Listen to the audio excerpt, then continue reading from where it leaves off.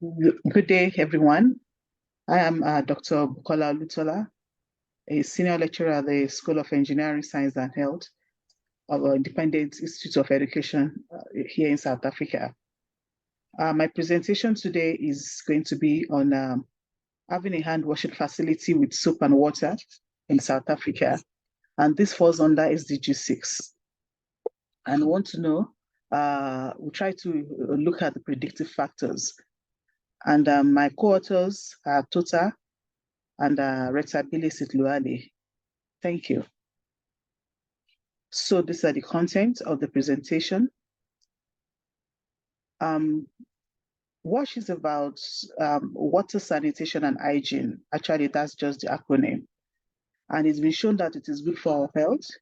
I mean, when we talk of water, we talk of sanitation, and we talk of hygiene. And according to the UN,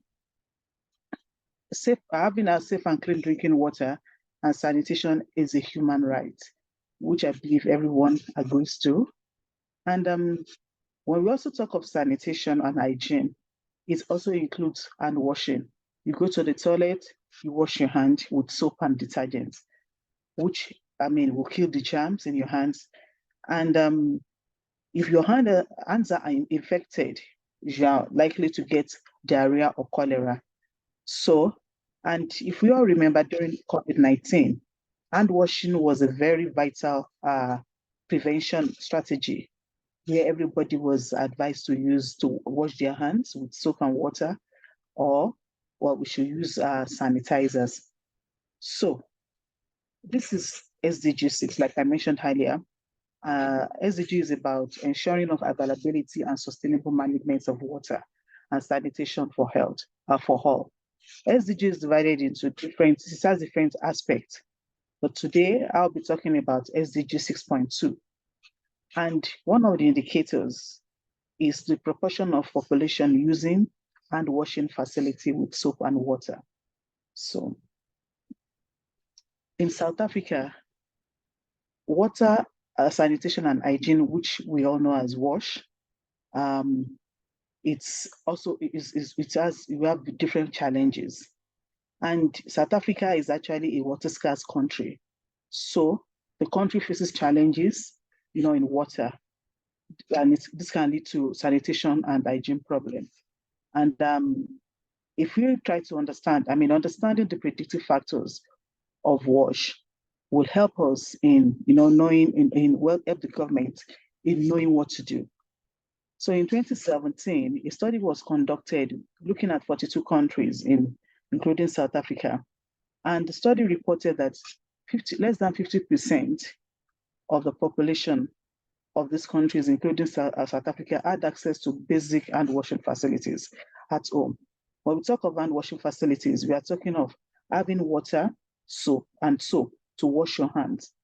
So, that was in 2017. Moving further, 3 years after, that is 2020, it's increased, South Africa increased to like 44.8, which was still not fine, although, it's improved. And if you remember, like I said, during COVID, different people, we were told to wash our hands. So there was this extensive campaign, for hand washing in South Africa. And probably that's why it went up a little. So after 2020, this study looked at 2022 using this is one of the campaigns. Sorry, before going to what we did, 15 October every year is Global Hand Washing Day. And there was this aggressive campaign by the South African government in 2020, about hand washing. So this study looked at the factors that influence hand washing with soap and water in South African households during 2022. That is even way about, after COVID-19. People still aware, or they are more aware of washing their hands when they go to the toilet, or with soap and water. So that is what we look at in the study. So this study used secondary data, the South African General Household Survey. This survey is conducted every year. So we use the 2022 GHS, that means South African General Household Survey, of using the household data. The data is divided actually into two. We have the person data and also household data, but we concentrated on the household data. And it was the instruments used were interviewer administered questionnaires, and different information were gathered from that, including hand washing, using water and soap, and different sexual demographic data, such as the age of household, the gender of the head of household, size of the household, and wash information, such as the source of drinking water, types of toilets, and other factors or other variables. So in this study, how did we measure hand washing with soap and water? Yes, according to the SDG, one of the indicators or the indicator was that having the proportion of houses with hand washing facilities that have soap and water. But the data did not look at the facility, but instead the data asked the study respondents that after using the toilet, do household members clean their hands using one of the following methods? And the respondents were asked to pick one of the following options, which included rinse hands with water, wash hands with soap and water, clean hands with sanitizer or wet wipes, do not clean hands, and do not know. But we concentrated on wash hands with soap and water. All other variables, that means rinse hands with water, clean hands with sanitizer or wet wipes, were regarded as didn't use soap and water. So we concentrated on wash hands with soap and water. And the data analysis used included the chi-square and multivariable adjusted logistic regression. Now, these are the characteristics of the study participants. If you look at these figures, like figure 1, age of the household, age of the household, the household in South Africa has a lot of child-headed households. So household that's where you have the age of the head of household that's between 14 and 17. In this study was 0.3%. And the household with age of the household 56 and above, contributed to the highest number or the most number of households. And most of the household head of the households were males, 58%. And we looked also at the household size. Household size, where you have 4 to 7 members, contributed to most of the households, so 34.2%. We had most of the household, the highest number of people in the household, 4 to 7 members. Now, looking at the percentage of households that wash their hands with soap and water after defecation, that means after they go to the toilet, 57% of households wash their hands with soap and water after defecation on or off premises. That means if they had water on the premises or off the premises, 57%, which is quite higher than 44% in 2020. So we can actually say that probably the aggressive campaign, about hand washing with water and soap during COVID-19 probably contributed to this. Then the water source. Water is part of water sanitation and hygiene.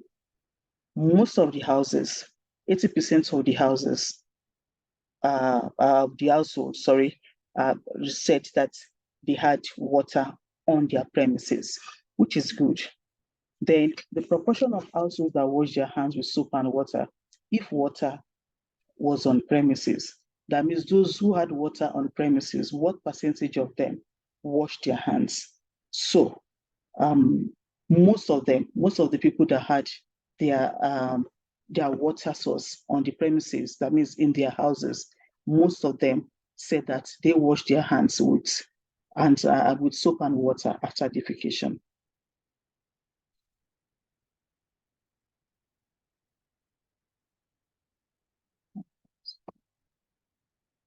Okay.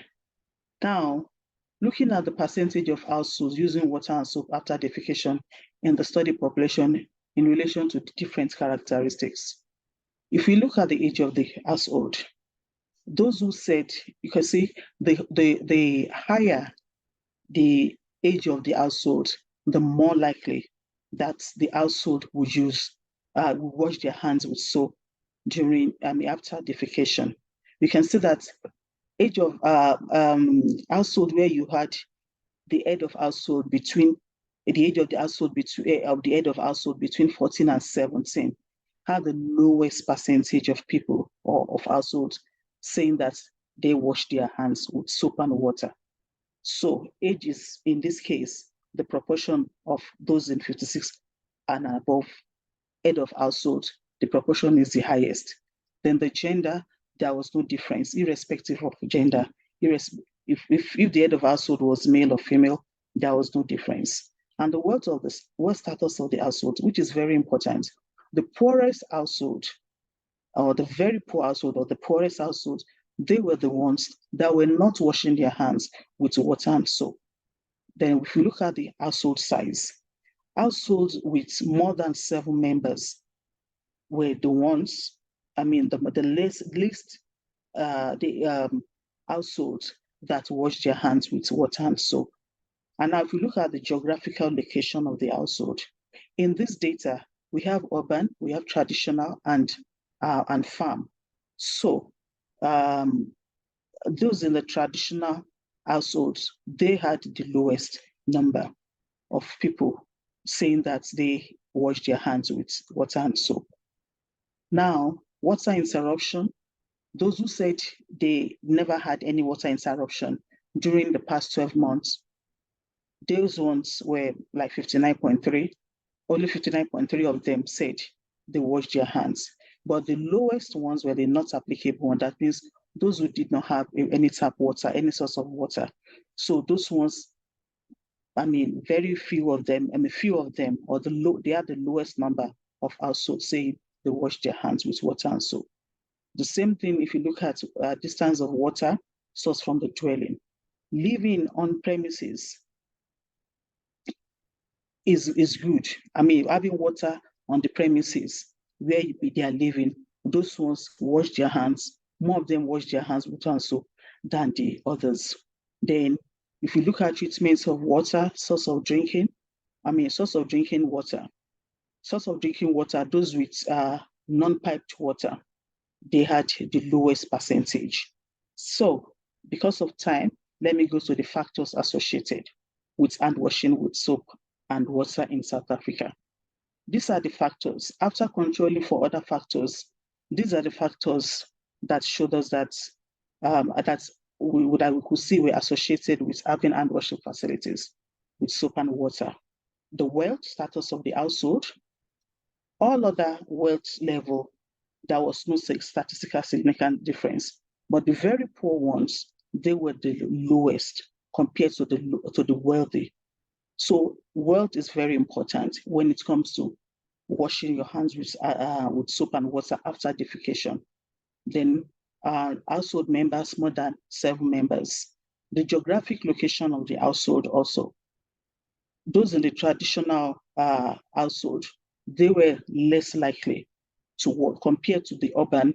They were less likely to wash their hands with water and soap. And with water interruption during the past 12 months in the household, those who did not have any form of water source, not that they didn't have, but probably they did not have tap water. So those ones were less likely to have to wash their hands with soap and water after defecation.